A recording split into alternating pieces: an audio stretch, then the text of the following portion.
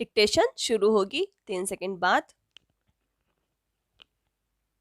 जलवायु परिवर्तन धीरे धीरे दुनिया में बड़े बदलाव ला रहा है। स्टॉप। इसका असर अमेरिका सहित दुनिया के कई क्षेत्रों में स्थानीय स्तर पर स्पष्ट रूप से दिखने भी लगा है। स्टॉप।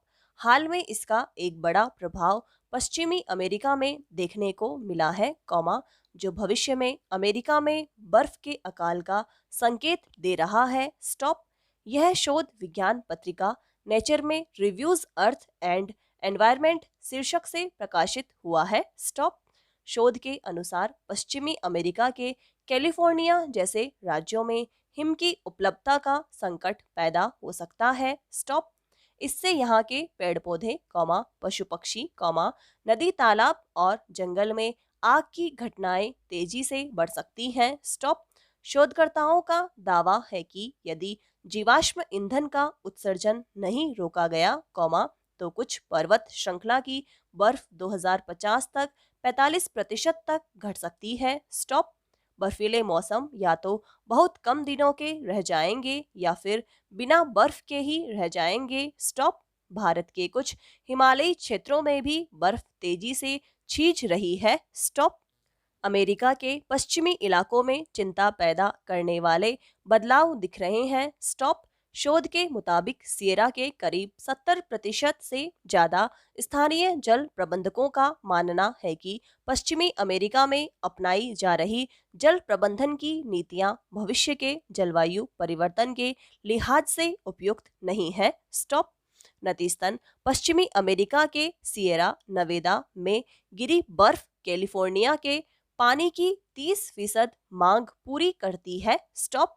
लेकिन अब इस राज्य में बर्फ के अकाल के कई दौर देखने में आ रहे हैं। स्टॉप। साल 2021 के वसंत में सेरा को केवल 59% ही बर्फीला पानी मिल पाया। स्टॉप। मई के महीने में पड़ी भीषण गर्मी ने 10% बर्फ को वाष्प में बदलने का काम किया। स्टॉप। जून में समूची बर्फ पिघलकर पानी में बदल गई और वह गई। स्टॉप। ये बर्फ के अकाल के स्पष्ट संकेत हैं। स्टॉप। इस अध्ययन के प्रमुख शोधकर्ता एलन रॉट्स और उनके साथियों ने अमेरिका के पश्चिमी राज्यों में बर्फ की मात्रा घटने व बढ़ने का समयबद्ध अध्ययन किया। Stop para. अध्ययन में यह सामने आया कि अमेरिका के सभी क्षेत्रों में हिम पुंजों का साल 2050 से तेजी से क्षरण होने लगेगा, कौमा, जो इस क्षेत्र को बर्फ के अकाल में बदल सकता है। स्टॉप।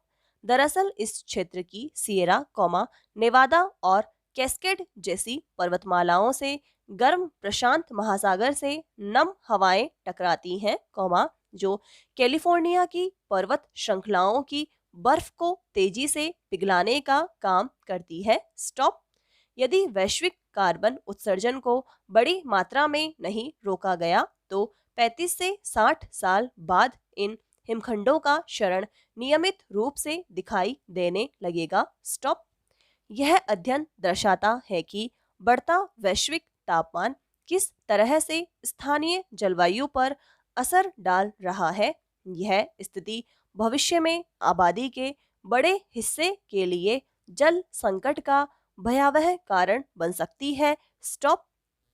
अतएव ईंधन और ऊर्जा के स्रोतों में रूपांतरण ठीक से नहीं किया गया तो बर्फ का अकाल विस्तारित होता चला जाएगा। स्टॉप। जलवायु परिवर्तन के अनेक दुष्परिणाम देखने में आ रहे हैं। इनमें से एक उत्तरी व दक्षिणी ध्रुव क्षेत्रों में बढ़ते तापमान के कारण बर्फ का पिघलना भी है। स्टॉप। अत्यधिक गर्मी अथवा सर्दी का पड़ना भी इसी के कारक माने जा रहे हैं। स्टॉप। वैज्ञानिकों की यह चिंता तब और ज्यादा बढ़ गई, कौमा, जब अंटार्कटिका में तैर रहे फ्रांस से भी बड़े आकार के हिमनद टाटेन के पिघलने की जानकारी अनुमानों से कहीं ज्यादा निकली। स्टॉप। यानी अभी तक जो अनुमान लगाए गए थे उसकी तुलना में यह विशालकाय हिमनद कहीं ज्यादा तेजी से पिघल रहा है। स्टॉप। इससे समुद्र का जल स्तर बढ़ने की भी आशंका जताई जा रही है। स्टॉप। सेंट्रल वॉशिंगटन विश्वविद्यालय के पाल बिनबेरी द्वारा किए अध्ययन अमेरिका के national snow and ice centre ने दावा किया है कि 32.90 लाख वर्ग किलोमीटर क्षेत्र से उत्तरी ध्रुव पर बर्फ पिघलती है। स्टॉप। भारत से यह क्षेत्र 9,867 किलोमीटर दूर है। स्टॉप। मेरीलैंड विश्वविद्यालय के भूभौतिकविद डैनियल लेथ्रिप का कहना है कि इसका कारण पृथ्वी की बाहरी परत में हलचल होना है। स्टॉप। पृथ्वी के केंद्र में लोहा और निकेल धातुओं का गर्म तरल महासागर है और इस हलचल से विद्युतीय क्षेत्र पैदा होता है। स्टॉप। हालांकि चुंबकीय ध्रुव के तेजी से खिसकने का अभी सटीक कारण भूविज्ञानी ज्ञात नहीं कर पाए हैं। स्टॉप। हालांकि कनाडा के एक वैज्ञानिक जेम्स क्लार्क रास ने 1830 में पहली बार इसी तरह की जानकारी दी थी। स्टॉप। एक अन्य अध्ययन से भी ज्ञात हुआ है कि वर्ष 2000 में पृथ्वी के उत्तरी ध्रुव ने अपने खिसकने की दिशा ग्रीनविच मेरिडियन लंदन की ओर कर दी है। स्टॉप। अनुमान है कि यह परिवर्तन धरती पर पानी के वितरण में बदलाव और ध्रुवीय बर्फ के पिघलने के कारण हुआ है। इसे जलवायु परिवर्तन को वजह माना है। स्टॉप। 20वीं सदी में उत्तरी ध्रुव, टोरंटो और पनामा शहर को जोड़ने वाली देशांतर रेखा कनाडा की हडसन खाड़ी की ओर बढ़ रही है। स्टॉप। इस परिवर्तन का कारण यह था कि पिछले हिमयुग के बाद पृथ्वी की परतों में द्रव्यमान का पुनर्विस्तार हुआ था। स्टॉप। किंतु वर्ष 2000 में नाटकीय ढंग से इस दिशा में 75 डिग्री का अंतर आया और पृथ्वी का अक्ष ग्रीनविच मेरिडियन की ओर बढ़ने लगा है कि ग्रीनलैंड और अंटार्कटिका की बर्फीली चादर के सिकुड़ने की वजह से ऐसा हुआ है। स्टॉप। इस परिप्रेक्ष्य में किए गए एक अध्ययन से सामने आया है कि धरती पर पानी का पुनर्वितरण व भरण भी इसका एक कारण है। स्टॉप। इस अध्ययन के प्रमुख नासा की जेट प्रपल्शन प्रयोगशाला के अधिकारी के अनुसार वैश्विक स्तर पर पानी के पुनर्वितरण व भरण से पृथ्वी की घूर्णन प्रक्रिया पर असर पड़ता है। स्टॉप। भारतीय उपमहाद्वीप और कैस्पियन सागर तेजी से भारी मात्रा में पानी नष्ट कर रहे हैं। स्टॉप।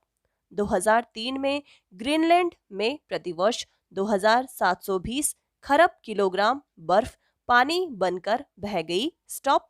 इसी प्रकार पश्चिमी अंटार्कटिका से 1240 खरब और पूर्वी अंटार्कटिका से 740 खरब किलोग्राम बर्फ बहकर चली जाती है।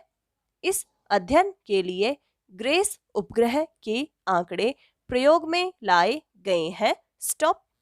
इस उपग्रह के माध्यम से 2002 से 2015 के दरमियान इन तथ्यों को खोजा गया है कि जलराशियों के वितरण पर पृथ्वी की घूर्णन अक्ष की दिशा से क्या अंतर संबंध है। स्टॉप। इसके परिणामों से यह भी पता चला है कि पृथ्वी इन जलराशियों के प्रभाव से डोलती भी है। स्टॉप। ध्रुवीय बदलाव से पृथ्वी के पारिस्थितिकी तंत्र पर होने वाले असर को लेकर भूविज्ञानी एकमत नहीं है। स्टॉप।